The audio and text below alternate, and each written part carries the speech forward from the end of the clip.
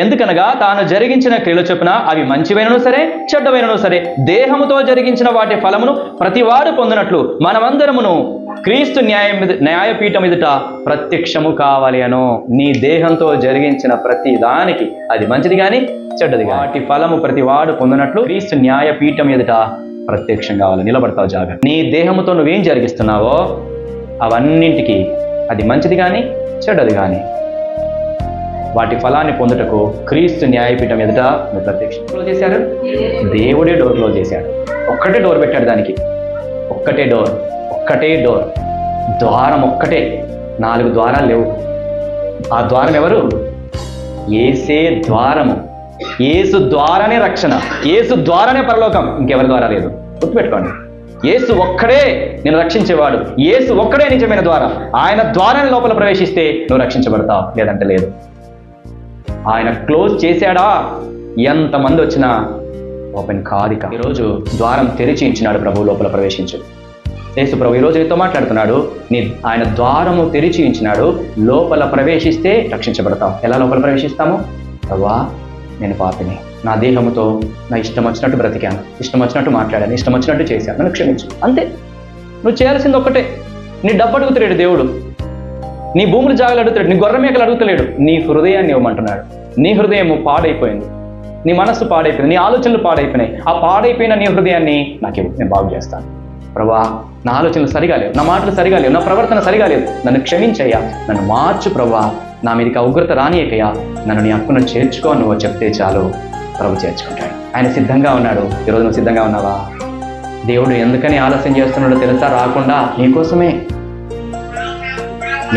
ఆలస్యం చేస్తున్నాడు దేవుడు వస్తే నువ్వు ఎత్తబడకపోతే నరకానికి వెళ్ళిపోతావు. కాబట్టి మనం ఏం చేయాలా? ఇప్పుడు బుద్ధి తెచ్చుకోవాలా. దేవుడు కొడతాడు, శిక్షిస్తాడు, చంపుతాడు కనుక నా ఊహ మార్చుకోవాలి, నా మాటలు మార్చుకోవాలి, నా క్రియలు మార్చుకోవాలి. అందుకనే దేవుడు మాట్లాడేది. నీ తలంపులు ఎలా ఉన్నాయి ఆలోచన చేయి. నీకే తెలుసది, ఎవరికి తెలియదు. నువ్వు నీ మనస్సులో ఏం కలిగి మాట్లాడుతున్నావు, ఏం కలిగి చేస్తున్నావు, ఏం కలిగి ఉంటున్నావు అన్నది నీకు తెలుసు. ఈరోజు నువ్వు మార్చుకోకపోతే శిక్ష తప్పదు. దొరుకుతావు, ఖచ్చితంగా దొరుకుతాం. దేవునికి దొరుకుతాం, మనుషులకి దొరుకుతాం, దేవునికి దొరుకుతావు. శిక్ష తప్పదు అంటుంది బైబిల్. మనుషులకే దొరికినప్పుడు దేవునికి దొరకవా? దేవునికి తెలియదా?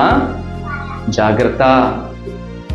ఆ మనుషులను చూసి నేర్చుకునే పాఠం ఏంటంటే, వారి మీదకి దేవుని ఉగ్రత వచ్చింది, నీ మీదకి కూడా ఉగ్రత వస్తుంది, నిన్ను కూడా దేవుడు శిక్షిస్తాడు. కనుక ఈరోజు ప్రభు వైపు తిరుగుదాం.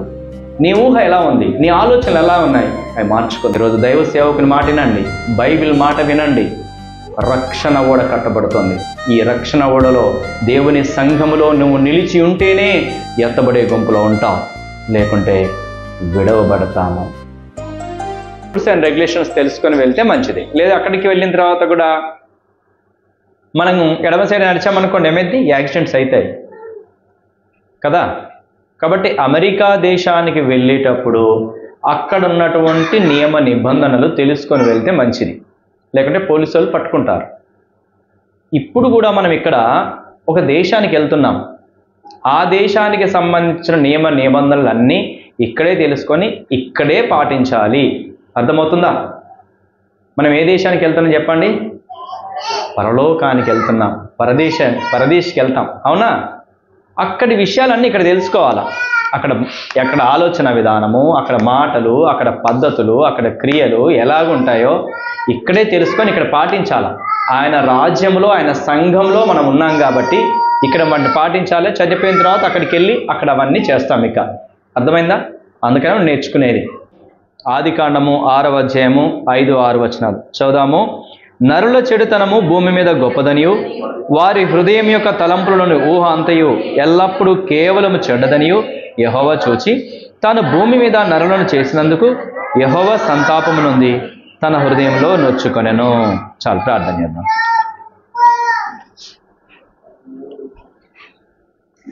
పరిశుద్ధమైన తండ్రి, మా ప్రభువైన యేసు క్రీస్తు నామంలో మీ పాదానికి వస్తున్నాం. మా స్తుతుల మీద ఆసీనుడైనటువంటి దేవుడు, స్తోత్రార్హుడవు, పూజార్హుడవు అయిన దేవా, మీకు వందనాలు స్తోత్రాలు చెల్లించుకుంటున్నాను. మా కొరకు రిక్తునిగా చేయబడ్డా, మా కొరకు వధింపబడ్డావయ్యా.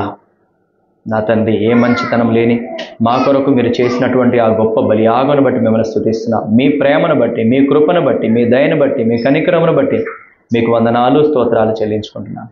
మీరు మమ్మల్ని వెతికి రక్షించారు, నీ సన్నిధిలో కూర్చోబెట్టినారు, మిమ్మల్ని ఆరాధించే ధన్యతనిచ్చినారు, మంచి ఆరోగ్యాన్ని ఇచ్చినారు. అందుకై మిమ్మల్ని స్తుతిస్తున్నాం. ఓ ప్రభా, మరలా మీ వాక్యం వినాలని, మీ స్వరం వినాలని, నెమ్మది పొందాలని, హెచ్చరిక పొందాలని, సరి చేసుకోవాలని, ఆదరించబడాలని మీ పాద సన్నిధికి మేమందరం వచ్చిన్నాము. చదవబడిన వాక్యం ద్వారా నన్ను మమ్మల్ని దర్శించము, నాతో మాతో మాట్లాడము. ఓ తండ్రి, నేనే తలుపుడను, ఐగిడను, నిష్ప్రయోజకుని దాసును ఒప్పుకుంటున్నాను. సిలువ చాట మరుగుపరచము, కేవలం మీ నోటికి బూరగా వాడుకొనమని నన్ను నేను తగ్గించుకుంటూ మీ నామాన్ని హెచ్చిస్తూ మా మధ్యలో ఉన్నందుకే మిమ్మల్ని స్తుతిస్తూ మా ప్రభువును, మీ ప్రియకుమారుడైన యేసుక్రీస్తు ప్రభు నామములో స్తుతించి ప్రార్థించి వేడుకుంటున్నాను మా పరమ తండ్రి. ఆమేన్.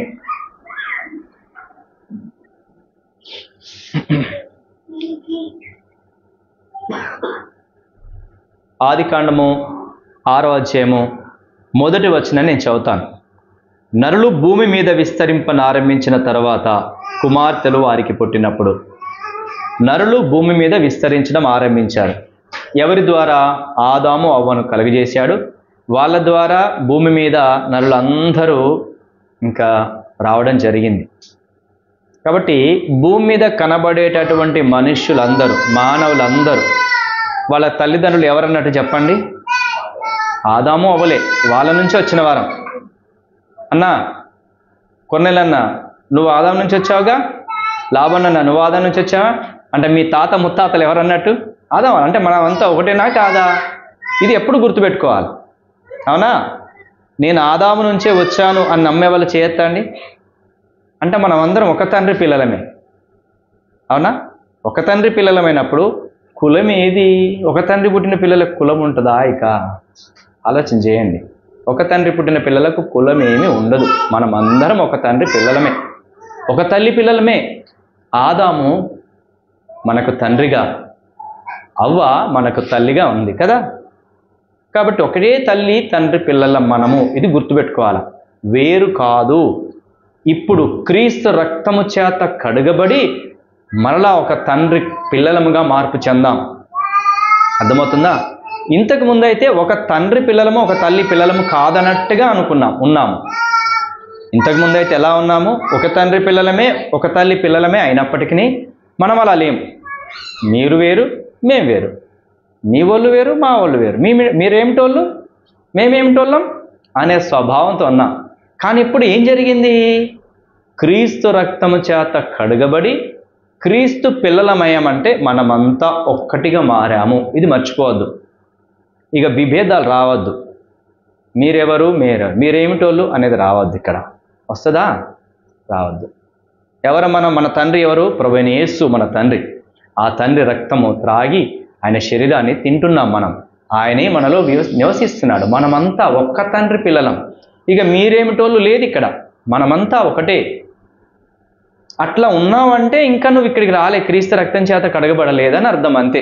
దాంట్లో తప్పేం లేదు. అర్థమవుతుంది కదా నాది? నేను చెప్పేది మీకు అర్థమైంది కదా? మనమంతా ఒకటే, ఒక తండ్రి పిల్లలమే. మన విశ్వాసం ఇప్పుడు ఏంటి? ఆదాము అవ్వ ద్వారానే వచ్చాము. మన పితరుడు ఆదామే. ఇది మన విశ్వాసము. మన తండ్రి ప్రభువైన యేసుక్రీస్తు ఆయన రక్తం చేత కడగబడే ఆయన పిల్లలంగా మార్పు చెందాం. సరే, ఇది ఎందుకోసం చెప్పబడుతోంది అంటే ఆదాము అవ్వ ద్వారానే ప్రపంచంలో ఉన్నటువంటి ప్రజలందరూ వచ్చారు అని మనకి బైబిల్ తేటగా చెప్తోంది. దీన్ని నువ్వు నేను నమ్మాల్సిందే. ఇది దేవుని గ్రంథము. దేవుడే మన కొరకు రాయించి పెట్టాడు. సరేనా? అర్థమైందా? ఇప్పుడు ఏం జరిగింది? ప్రపంచంలోని ప్రతి దేశంలో ఉన్నటువంటి వాళ్ళంతా ఆదాము సంతతే, ఆదాము అవ్వల ద్వారా వచ్చినటువంటి వారే. అమెరికా వాళ్ళు కావచ్చు, పాకిస్తాన్ వాళ్ళు కావచ్చు, చైనా వాళ్ళు కావచ్చు, అందరు వాళ్ళు. అందరి కొరకే ప్రభువైన యేసుక్రీస్తు వారు చనిపోయి సమాధి చేయబడి తిరిగి లేచినాడు. అందరి పాపాలు భరించినాడు, చనిపోయి సమాధి చేయబడి తిరిగి లేచినాడు. ఆయన ఒక్క ఇశ్రాయేలు ప్రజల కొరకు రాలేదు, మనందరి కొరకు వచ్చినాడు. ఆయన మనందరి కొరకు చనిపోయినాడు. అది గుర్తుపెట్టుకోవాలి. సరే, ఇప్పుడు క్రీస్తు పిల్లలముగా మార్పు చెందాం మనం. క్రీస్తు పిల్లలుగా మార్పు చెందిన తర్వాత పాత వాళ్ళని చూసి, అంటే బైబిల్లో రాయబడినటువంటి ఆ చరిత్రలో ఉన్నటువంటి ఆ మనుషులను చూసి మనం నేర్చుకోవాలి. మన దేవుని యొక్క ప్రేమను, దేవుని యొక్క శిక్షను నేర్చుకోవాలి. దేవుడు ఎవరిని శిక్షిస్తాడు, దేవుడు ఎవరిని ప్రేమిస్తాడు, ఆయన శిక్షలు ఏంటి, ఆయన ప్రేమ ఎలాంటిది అన్నది మనం నేర్చుకొని దాన్ని పాటించాలి. మనం పరలోకం కొరకు సిద్ధపడుతున్నాం కాబట్టి పరలోకం వెళ్ళాలంటే అక్కడ ఉండవలసినటువంటి లక్షణాలు ఏంటో ఇక్కడే నేర్చుకొని అవి రూపాంతరం చెందాల్సిందే. అవి వచ్చేంత వరకు శ్రమల గుండా, శోధన గుండా, వేదన గుండా తీసుకెళ్తాడు. కాబట్టి ఒక్కొక్కటి నేర్చుకోవాలి, మార్చుకోవాలి. నేను అర్థం కావడానికి ఈ విధంగా చెప్తాను. స్కూల్కి వెళ్తాము, స్కూల్కి వెళ్ళిన తర్వాత ఆలు పెట్టిస్తారు కదా. ఇప్పుడు ఆలు అన్నీ ఏబీసీలు అయిపోయినాయి, ఏబీసీలు పెట్టిస్తాడు. నేను ఉదాహరణకి నన్ను మా నాన్న స్కూల్కి పంపించాడు, ఏబీసీలు పెట్టించారు అనుకుందా, ఏ అని రాశాడు స్లేట్ మీద. నేను ఏనే చూసుకుంటుంటే నాకు వస్తుందా? రాదు, దాన్ని దిద్దాలి నేను కదా. ఇలాగ ఏ అని దిద్దాలి, దిద్దితే అప్పుడు వస్తుంది నాకు కదా. దిద్దకుంటే వస్తుందా? రాదు, దిద్దితేనే వస్తుంది. అట్లాగే ఈరోజు పాఠం నేర్చుకుంటున్నాము, ఈ పాఠాన్ని దేవుడు దిద్దిస్తాడు మీ చేత. ఇది గుర్తుపెట్టుకోండి. ఈరోజు పాఠం నేర్చుకుంటాము, పరలోక సంబంధమైనటువంటి పాఠం నేర్చుకుంటాము. ఈ పాఠాన్ని దేవుడు మన చేత దిద్దిస్తాడు. అంటే ఆ పరిస్థితి గుండా దేవుడు మనల్ని తీసుకెళ్ళి అలాగ మార్పు చెందిస్తాడు మనల్ని. అర్థమవుతుందా? ఈరోజు ఈ వాక్యం ఎందుకోసం వింటున్నామంటే పరలోక సంబంధమైనటువంటి ఆ విషయాల్ని మనం నేర్చుకొని దాని ప్రకారం మన ఆత్మ రూపాంతరం చెందాలి. మన లోపల మన ఆత్మ ఎలా ఉంది? అపవిత్రతతో, కోపంతో, పగతో, వ్యతిరేకతతో, కల్మషంతో నిండుకున్నది. అవి తీసివేయబడి మనము రూపాంతరం చెందాలి. ఆ రూపాంతరం చెందాలంటే ఈ పాఠం వినాలి. ఈ పాఠం విని దాన్ని అభ్యాసం చేయాలి, ప్రాక్టీస్ చేయాలి, నేర్చుకోవాలి, రూపాంతరం చెందాలి. అర్థమవుతుందా? ఈరోజు ఈ పాఠం నేర్చుకున్న తర్వాత పాఠం స్టార్ట్ అవుతుంది. ఇక నిత్య జీవితంలో దిద్దించడం. కోపపడద్దు అని ఈరోజు నేర్చుకుందాం అనుకోండి.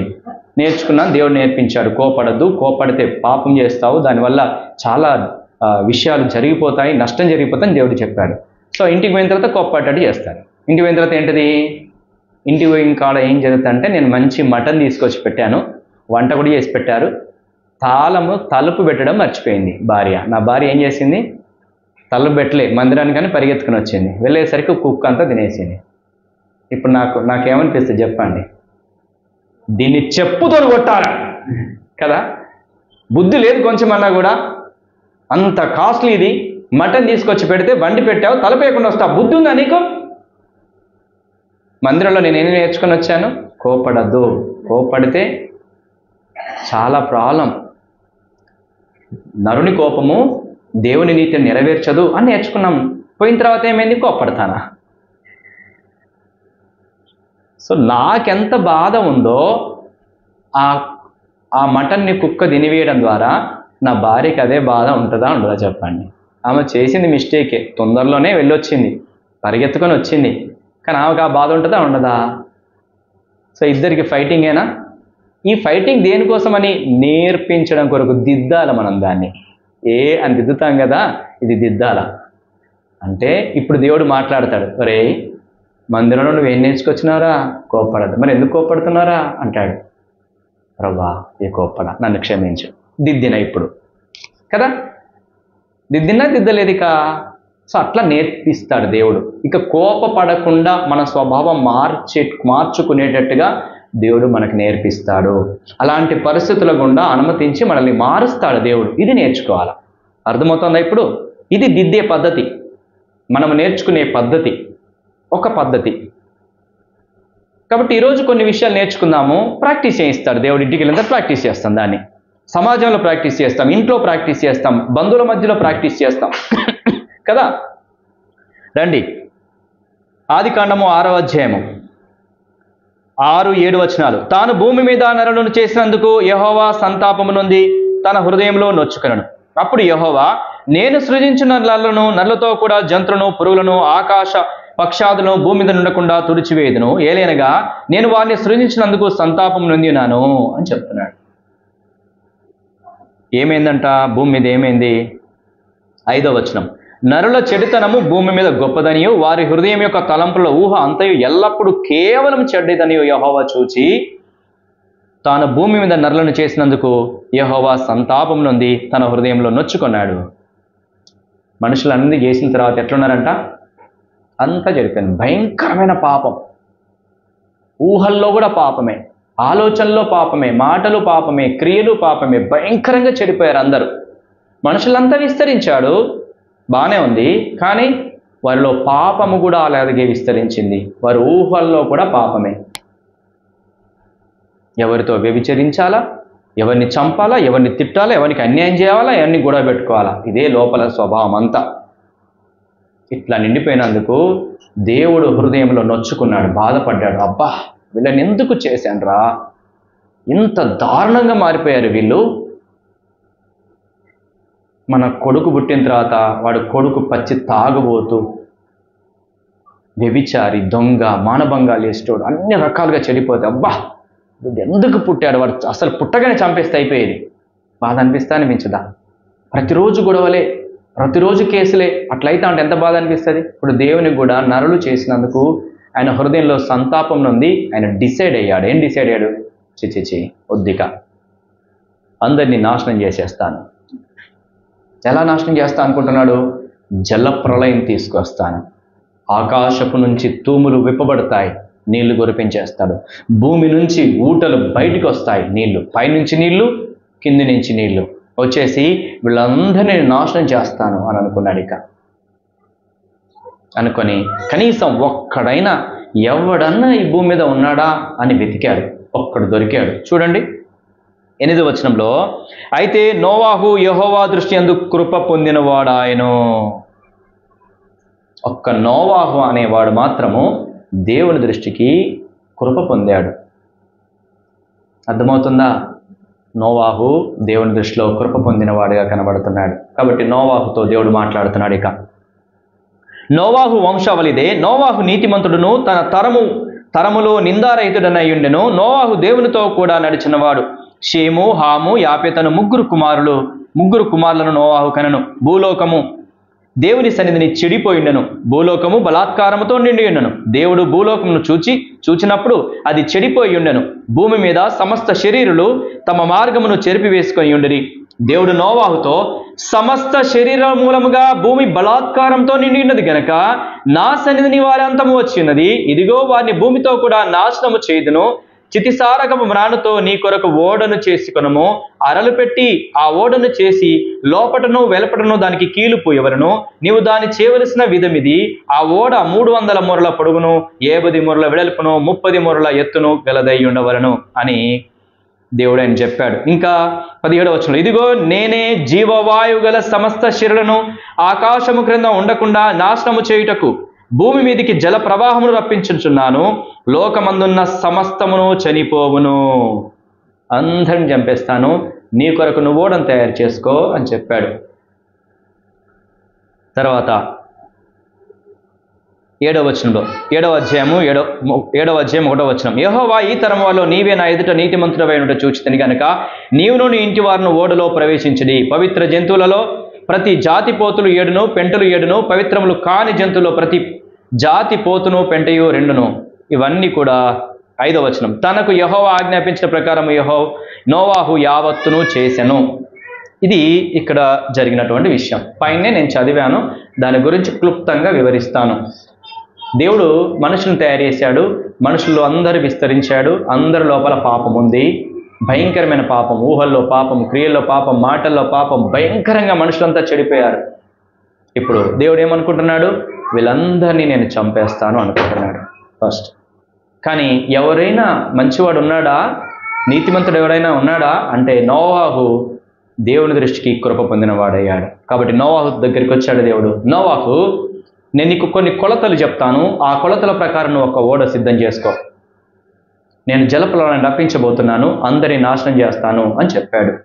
చెప్పిన తర్వాత నోవాహుకు 3 కొడుకులు, ఆ కొడుకులకి పెళ్లిళ్ళైనవి, కోడళ్ళు కూడా ఉన్నారు, తన భార్య, మొత్తం 8 మంది. ఈ 8 మంది కలిసి ఆ ఓడను నిర్మించుకున్నారు. ఇప్పుడు ఏం జరిగింది అనేది మనం నేర్చుకునే అంశం. ఇక్కడ మనకు ఎవరెవరు కనబడుతున్నారన్నది చాలా జాగ్రత్తగా విందాం. ఒక్కొక్కరి నుంచి ఒక్కొక్క పాఠం నేర్చుకుందాం.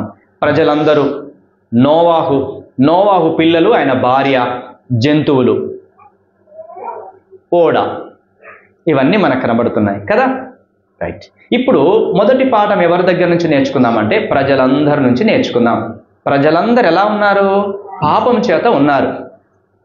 చాలా మంచిగా ఈ పిల్లల్ని కొంచెం డిస్టర్బెన్స్ చేయకుండా చేయండి అమ్మా.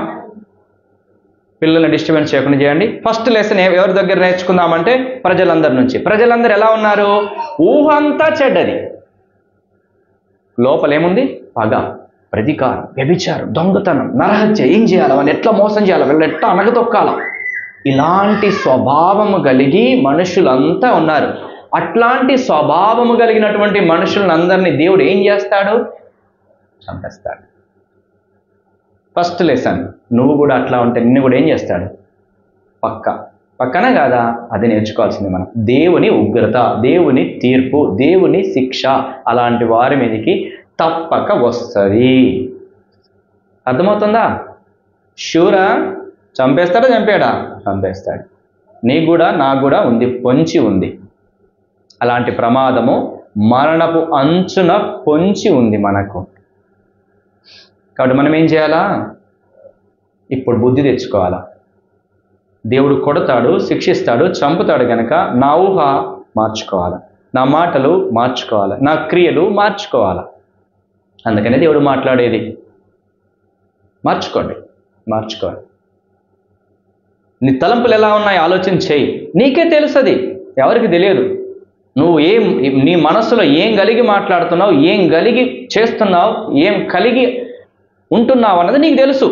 ఈరోజు నువ్వు మార్చుకోకపోతే శిక్ష తప్పదు అని నేర్చుకుంటున్నాం మనం. ఖచ్చితంగా దేవుడు శిక్షిస్తాడు, 100% ఉద్దేశం లేదు. కానీ దేవుడు కనికరం గలవాడు, కృప గలవాడు, దయ గలవాడు కనుక ఆయన పాద సన్నిధికి వచ్చయ్యా నన్ను క్షమించు అంటే క్షమిస్తాడు. ఈరోజు ఆ ఆపర్చునిటీ మనకుంది కనుకనే దేవుడు మాట్లాడుతున్నాడు. ఈరోజు నీ ఊహ కూడా, నీ తలంపులు కూడా, నీ ఆలోచనలు కూడా, నీ క్రియలు కూడా, మాటలు కూడా పాపముతో ఉంటే మార్చుకుందాం. లేకుంటే ఉగ్రత తప్పదు, శిక్ష తప్పదు. నాకు శిక్ష ఏం రావట్లేదు అని అనుకుంటే వాక్యం చెప్తోంది, దుష్కార్యమునకు తగిన శిక్ష త్వరగా రాకపోవట, కలగకపోవట చూచి మనుష్యుడు భయము విడిచి పాపము చేయును అని వాక్యం చెప్తుంది. వాక్యం ఏమని చెప్తుందంటే, మనుషులు దుష్కార్యం చేస్తారు, పాపం చేస్తారు, చెడ్డ పనులు చేస్తారు, చెడ్డగా ప్రవర్తిస్తారు, చెడ్డగా ఆలోచన చేస్తారు, కానీ ఏం రాదు. అంటే ఎలాగా? నేను దొంగతనం చేశాను, ఒకరింటికి వెళ్ళాను, దొంగతనం చేశాను, దొరకలా. రెండోసారి చేశాను, దొరకలా. మూడోసారి చేశాను, దొరకలా. సంవత్సరం అయింది, దొరుకుతలేను. ఇప్పుడు ఏం చేస్తా? దాన్ని ఎవడు పట్టుకోడు. ఈసారి ఏటీఎంనే పట్టేస్తా అన్నాను. ఏటీఎం పట్టుకున్నా, కొట్టేశాను, దొరకలా. ఆహా, ఏం బాగుంది అసలు, నేను ఎవ్వడికి దొరకను అసలు అని అనుకుంటాను. 5 సంవత్సరాల తర్వాత చిన్న మిస్టేక్తో ఏం చేస్తున్నాను నేను చెప్పండి? బార్లో కూర్చున్నాను, తాగుతున్నాను.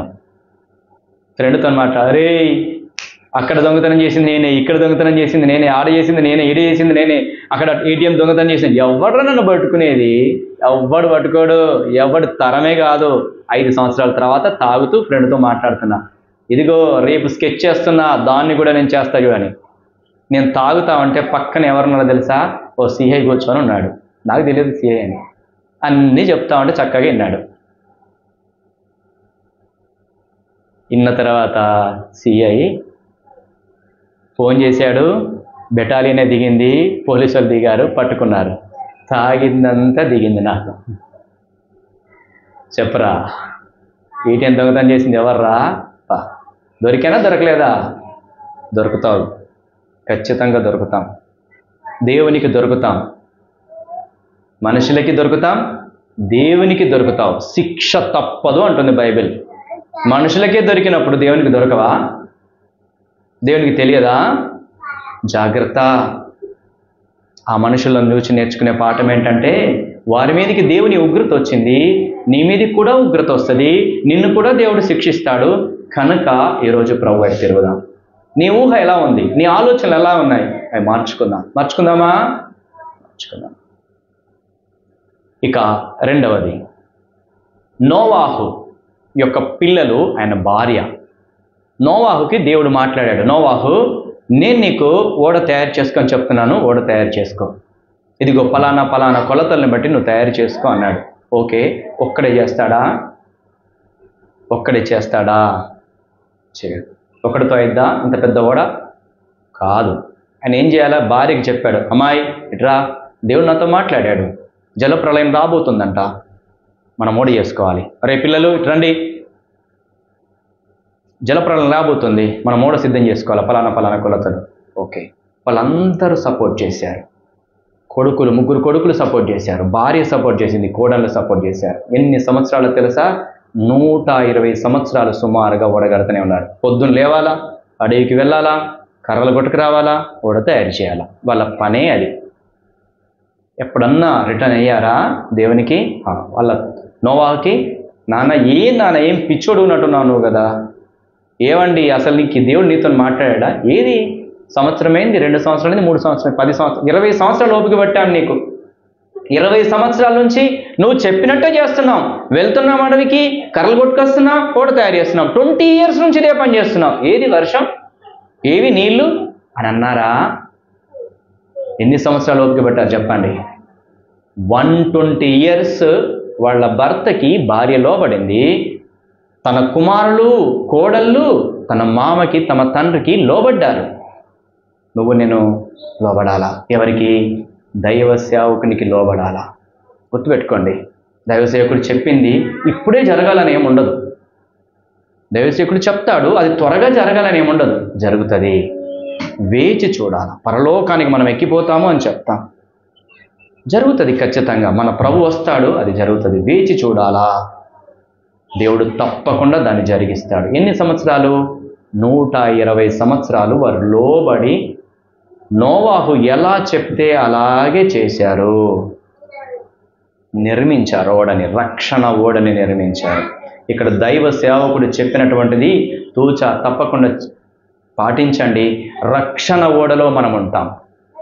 చెప్పింది చేయకపోతే రక్షణ ఓడలోనికి రారిక. ఒకవేళ వాళ్ళ చిన్న కోడలు అన్నది చిన్న కొడుకుతోని, ఏమండి మీ నాన్న పిచ్చోళ్ళలా ఉన్నాడు, నేను 50 సంవత్సరాలను చూస్తున్నాను, ఇదంతా అయ్యేలాగలేదు, మనం వెళ్ళిపోదాం పదండి.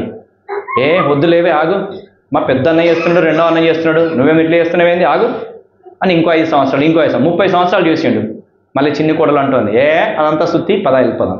సరే పదా అని వెళ్ళిపోయాడు అనుకో, రక్షణ ఓడలో ఉంటాడా? ఈరోజు దైవ సేవకుని మాట వినండి, బైబిల్ మాట వినండి. రక్షణ ఓడ కట్టబడుతోంది. ఈ రక్షణ ఓడలో దేవుని సంఘములో నువ్వు నిలిచి ఉంటేనే ఎత్తబడే గుంపులో ఉంటావు, లేకుంటే విడవబడతాము. ఇక్కడ ఇంకొక మాట చెప్తాను నేను. 120 years ఎందుకోసం పట్టింది? 120 years 2 విషయాలు నేను జ్ఞాపకం చేస్తా. ఒకటి, ఈ 120 సంవత్సరాల పీరియడ్ ప్రజలకి అవకాశం ఇచ్చాడు. అర్థమవుతుందా? ఎందుకోసం ఆలస్యం చేశాడో తెలుసా? ఎవరు నశించొద్దని. పుట్టించింది మానవుల్ని చంపడానిక, అగ్నిలో వేయడానిక కాదు.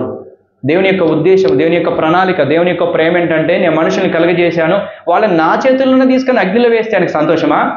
కాదు. వాళ్ళు రక్షించబడి పరలోకంలో నాతో పాటు ఉంటే నాకు సంతోషమని 120 సంవత్సరాలకు అవకాశం ఇచ్చాడు. లేటు కావడానికి, గోడ కడితే 120 సంవత్సరాలు పడద్దా అన్న? ఎంత పెద్దోడైనా కూడా మహాంటో 50 సంవత్సరాలు కదా, 50 సంవత్సరాలు కట్టేయచ్చు. కానీ వాళ్ళకి 120 సంవత్సరాలు సుమారుగా ఎందుకు పట్టింది? వాళ్ళకి అవకాశం కొరకే. వాళ్ళపై దేవుడు దయ చూపించాడు. వాళ్ళంతా చెడిపోయి ఉన్నప్పటికీ, వాళ్ళంతా దౌర్భాగ్యంగా, నీచంగా ఉన్నప్పటికీ వాళ్ళకి దేవుడు అవకాశం ఇచ్చాడు. ఇప్పుడు దేవుడు నీకు అవకాశం ఇచ్చినప్పుడు నువ్వు త్వరగా తిరిగితే నీ క్షేమం కాదా? అందుకని ఆలస్యం. దేవుడు ఎందుకని ఆలస్యం చేస్తున్నాడో తెలుసా? రాకుండా నీకోసమే ఆలస్యం చేస్తున్నాడు దేవుడు వస్తే నువ్వు ఎత్తబడకపోతే నరకానికి వెళ్ళిపోతావు. అక్కడ ఆలస్యం చేసింది వారు రక్షించబడాలని. రెండవది, ఆలస్యం చేసింది నోవాహు లోబడడా? నోవాహు కుటుంబం లోబడదా? పరీక్షిస్తాడు. వాళ్ళను కూడా పరీక్షించాడు. 120 సంవత్సరాలు వేచి చూడాలా, ఓపిక పట్టాలా, సహించుకోవాలా. కాబట్టి సహించిన వారమైతే ఆయనతో కూడా ఏలుదుము అని రాయబడింది. ఎవడు అంతము వరకు సహించిన వాడే రక్షించబడతాడు. అంతం వరకు సహించాలా. 120 years ఓపిక పట్టారు వాళ్ళు. ఓపిక పట్టారా లేదా? నువ్వు కూడా ఓపిక పట్టు, ఒకరోజు ప్రభుతో పాటు ఉంటావు. ఏ విషయాలు నేర్చుకున్నా మనము? నోవాహు యొక్క పిల్లలు భార్య కొరకు నేర్చుకున్నాం. మనం ఎలాగుండాలా? దేవుని సేవకుని మాట వినేవారంగా, లోబడేవారంగా ఉండాలి. నోవాహు ఎలా చెప్తే అలాగా ఆయన భార్య, పిల్లలు, కోడలు చేసిన రీతిగా దేవుని సేవకుడు చెప్పినట్టుగా చేస్తే రక్షణ ఓడలో మనం ఉంటాం. తర్వాత రెండోది, నోవాహుకి ఎందుకు ఈ టెస్ట్, ఎందుకు ఈ పరీక్ష? ఉంటాడా ఉండడా? నోవాహు నిలబడతాడా నిలబడడా? తర్వాత వాళ్ళకి అవకాశం ఇవ్వబడింది. ఎవరికి? 120 సంవత్సరాలు లేటు. ఒకవేళ ఎందుకు అయి ఉండొచ్చు? వాళ్ళకి అవకాశం. వాళ్ళని కాల్చాలంటే దేవుడికి ఇష్టమా? కాదు, రక్షించబడమే ఇష్టం. కాబట్టి ఈరోజు దేవుడు నీకు అవకాశం ఇస్తున్నాడు. సో అయినా నేర్చుకున్నాము, ప్రజల ద్వారా పాపాలు ఒప్పుకొని తిరగాల. రెండోది, నోవాహు యొక్క పిల్లలు, ఆయన భార్య లోబడి ఉన్నట్టుగా మనం లోబడి ఉండి దేవుని సేవని లోబడి ఉండాలా. మూడోది, 120 సంవత్సరాల సమయం పట్టింది. ఎందుకని? వాళ్ళకు అవకాశం ఇచ్చడం కొరకే. దేవుడు అందరినీ శిక్షించడం ఆయనకి ఉద్దేశం కాదు. వాళ్ళు రక్షించబడి మారు మనస్సు పొంది ఆయన దగ్గరికి రావడమే ఉద్దేశం కనుక. ఇంకొక కోణంలో చూస్తే వీరిని పరీక్షిస్తున్నాడు. ఎంతకాలం వీరు ఓపిక పట్టగలుగుతారు? చివరి వరకు ఓపిక పట్టగలుగుతారా? ఓపిక పట్టారు, విజయం పొందారు. అయిపోయిందా? ఎంతమంది వ్యక్తులు అయిపోయినారు? 2 వ్యక్తులు అయిపోయినారు. మూడో వ్యక్తి నోవాహుతో దేవుడు మాట్లాడాడు. కడుతా ఉన్నాడు. ఎన్ని సంవత్సరాలు? 1 అయింది, 2 అయింది, 3 అయింది. ఇప్పుడు నోవాహు కడుతా ఉంటే ఊరోళ్ళు ఊరుకుంటారా? నోవాహు చెప్తా ఉంటారు, రే పెదనాన్న, చిన్నాన్న, నా అమ్మ నాన్న వినండి, నా మాట వినండి, దేవుడు నాతో మాట్లాడాడు, ఆయన రాబోతున్నాడు, ఆయన గొప్ప ప్రళయాన్ని తీసుకురాబోతున్నాడు, మారు మనసు పొందండి, రక్షించబడండి, ఇదిగో నేను ఓడ తయారు చేస్తున్నాను, నా దగ్గరికి రండి అని ఒకసారి చెప్పుంటాడు, 2 సార్లు చెప్పుంటాడు, 5 సంవత్సరాలు వాళ్ళ నాన్న నమ్మి ఉంటాడు కావచ్చు, వాళ్ళ అమ్మ నమ్మి ఉంటుంది కావచ్చు, వాళ్ళ అన్నదమ్ములు అక్క చెల్లెలు కూడా నమ్మి ఉంటారు కావచ్చు.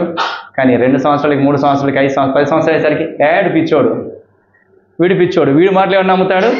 పొద్దున్న లేస్తున్నాడు, అడిగిపోతున్నాడు, కర్రలు కొట్టుకొస్తున్నాడు, ఓడ కడుతున్నాడు, దేవుడట వర్షం రప్పిస్తాడట, వీడితో మాట్లాడట. ఎవరు ఎగతాళి చేస్తారు చెప్పండి? ఫస్ట్ సొంత వాళ్ళే, అన్నదమ్ములు, అక్కచెల్లెళ్ళు, తర్వాత తల్లిదండ్రులే మనల్ని ఎగతాళి చేయడం ప్రారంభిస్తారు. తర్వాత ఊరి వాళ్ళు, తర్వాత చుట్టుపక్కల వాళ్ళు అందరూ ఎగతాళి చేస్తారా చేయరా? నిలబడాలి. ఇప్పుడు క్రీస్తు కొరకు నువ్వు నిలబడాలి. నిన్ను ఎగతాళి చేస్తారు, నువ్వే నోవాహు, నీతోని దేవుడు మాట్లాడాడు, నిన్ను దేవుడు సన్నిధిలో కూర్చునబెట్టాడంటే నువ్వే ఆ నోవాహువే. నిన్ను ఎగతాళి చేసేవాళ్ళు చాలామంది ఉంటారు, నిన్ను నెట్టి వేసేవాళ్ళు చాలామంది ఉంటారు, లాగి వేసేవాళ్ళు చాలామంది ఉంటారు, బయటికి తీసుకువెళ్ళడానికి ప్రయత్నం చేసేవాళ్ళు చాలామంది ఉంటారు. ఓపిక కలిగినడు నిలుద్దామా? ఓపిక ఉందా నీకు? సహిస్తావా? నోవాహు అని ఉంటారా? అని ఉండరా? ఒక్కసారి చెప్పండి. ఎంతమంది అని ఉంటారో కదా. 120 సంవత్సరాలు ఎంత టార్చర్ అనుభవించాడో ఒక్కసారి ఆలోచన చేయండి. ఎంత టార్చర్. పనికి పోతా అంటే మంది కలుస్తారు, అందరు నవ్వుకునే వాళ్ళు కావచ్చు, అందరు నవ్వేటోడు, మాటలు లేవిగా నవ్వడమే ఉంటుంది. పిచ్చోడు వస్తాడు రాని, పిచ్చోడు వస్తాడు. నోవాహు ఓడ పిచ్చోడు. అబ్బా వర్షం వచ్చేస్తుందా? వర్షం అట వస్తుందట, చచ్చిపోతామట. ఏం చెప్తారా మన నోవాహు గాడు అసలు అని. ఎంతమంది హేళన చేసినా నిలకడగా నిలబడ్డాడు. 100% సజీవుడైన దేవుడు మన పక్షాన ఉన్నాడు. నమ్మువానికి సమస్తము సాధ్యమే. మన దేవుడు సజీవుడు, మన దేవుడు మాట్లాడేవాడు, మన దేవుడు జీవము గలవాడు. ఆయన సన్నిధిలో మనం ఈరోజు నిలిచి ఉన్నాం కనుక దేవుడు నీతో మాట్లాడుతున్నాడు. నీవు నోవాహు లాగా నిలకడగా ఉండి నీ జీవితాన్ని కట్టుకో, బిల్డ్ చేసుకో. ఎంతమంది ఎగతాళి చేసినా, ఎంతమంది నిన్ను ఇబ్బంది పెట్టినా, ఎంతమంది లాగివెళ్ళనా నిలకడగా సహించండి. సహించిన వారమైతే ఆయనతో కూడా వెళుతాం. అంతము వరకు సహించిన వాడే రక్షించబడతాడు. అంతము వరకు నిలకడగా ఉన్నాడు కాబట్టి నోవాహు ఓడ బిల్డ్ అయిపోయింది, కట్టుకున్నాడు. తర్వాత ఇంకొక క్యారెక్టర్ ఏంటి చెప్పండి? జంతువులు కదా. జంతువులు కాపాడబడ్డాయి లేదా? జంతువులు జతలుగా వచ్చేసాయి. ఎంత బాగుందో కదా. మనుషులు రాలే, పిలిస్తే 120 సంవత్సరాలు పిలిచాడు ప్రభు. రండిరా, మానండిరా పాపము, ఒక్కడన్నా వచ్చాడా? ఒక్కడు రాలేదు. ఎవరు వచ్చారు? జంతువులు వచ్చాయి. వాటికి ఉన్నంత బుద్ధి కూడా లేదు మనిషికి కదా. జంతువులు పిలిస్తే వచ్చినాయి, రాలేదా? జతలు జతలుగా అన్ని నోవహు దగ్గరికి చక్కగా చేరుతున్నాయి. కాబట్టి దేవుని పిలుపుకు లోబడి రావాలి. జంతువుల్లాగా దేవుని పిలుపుకు లోబడి పరిగెత్తుకుని రా. ఆయన జీవం గలవాడు. ఆయన మాటలో జీవం ఉన్నది. ఆయన మాటలో జీవం ఉందా లేదా? లాజరు బ్రతికి రా అన్నాడు, అంతే. లేచి రా, బయటికి వచ్చేసాయి. ఆ మాటలో జీవం ఉన్నది. జీవముతో నడుచుకుంటూ లాజరు బయటికి వచ్చాడు. జంతువులు ఆయన మాట విని లోబడి వచ్చేసాయి. ఈరోజు మనం ఆయన మాట విని లోబడి రావాలి. నోవాహులాగా నమ్మకం ఉంచి నిలకడగా ఉండాలి. అదే దేవుడు ఈరోజు మాట్లాడుతున్నాడు. నువ్వు ఇలాగ లేకపోతే, సరి చేసుకోకపోతే, పాపం నువ్వు ఒప్పుకోకపోతే, మాట వినకపోతే, లోబడకపోతే, తగ్గించుకోకపోతే, రక్షణ ఓడలో నువ్వు లేకపోతే నష్టపోతావు. జాగ్రత్త. ఆయన రాబోతున్నాడు. ప్రకటన గ్రంథము 22వ అధ్యాయం 12వ వచనం చదవండి. ప్రకటన 22:12 వచనము. ఇదిగో త్వరగా వచ్చుచున్నాను, వాని క్రియ చొప్పున ప్రతి వానికి ఇచ్చుటకు నేను సిద్ధపరిచిన జీతము నా యొద్ద ఉన్నది. ఏం చెప్తున్నాడు ప్రభు? ఆయన త్వరగా వస్తున్నాడు. ఎప్పుడు రాశాడు ఈ వాక్యం చెప్పండి? సుమారుగా 2000 సంవత్సరాలు అవుతుంది రాసి. అప్పుడు ఏమని రాశాడు యోహాను? నేను త్వరగా వస్తున్నాను అని యేసు ప్రభు చెప్తే రాశాడు. యేసు ప్రభు చెప్తున్నాడు నేను త్వరగా వస్తాను. ఎప్పుడు చెప్పాడు యేసు ప్రభు? 2000 సంవత్సరాల క్రితం. ఏది త్వరగా అంటే ఇదా? వచ్చాడా? కాబట్టి దేవుని యందు భయం లేనివాడు, పాపం అంటే ఇష్టపడేవాడే 2000 సంవత్సరాలు అవుతుంది అట్లే అంటాడు. ఇంకా ఎంజాయ్ చేద్దాం.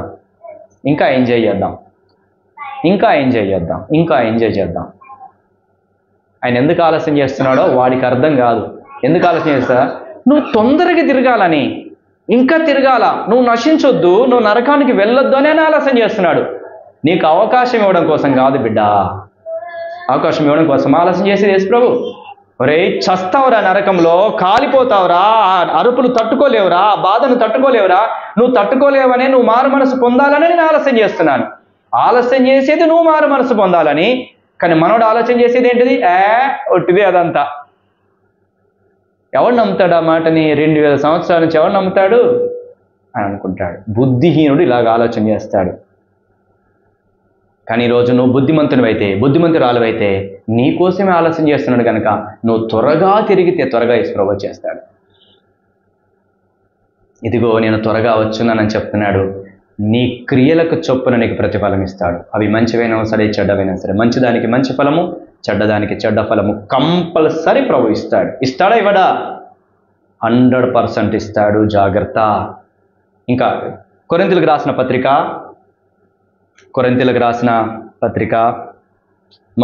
రెండవ పత్రిక 5వ అధ్యాయం 10వ వచనం తీయండి. కొరింథీయులకు రాసిన 2వ పత్రిక 5:10.